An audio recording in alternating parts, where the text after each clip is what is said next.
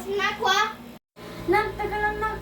Huwag ka na maglabas. May nakita ko dito sa Facebook ko. Ano sabi na yun? May mga kidnapper dyan sa labas. Huwag ka na malalabas. Baka makidnap. Di naman totoo yan. Huwag nga pagtotoo. Paano ka na yan? Huwag ka na malalabas. Sige na nga.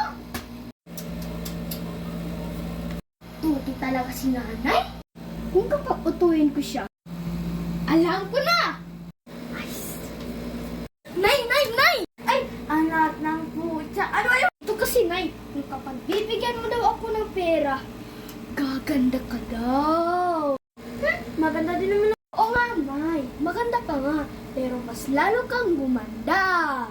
Ay, eto na nga. Teka lang, kukunin ko na yung pera.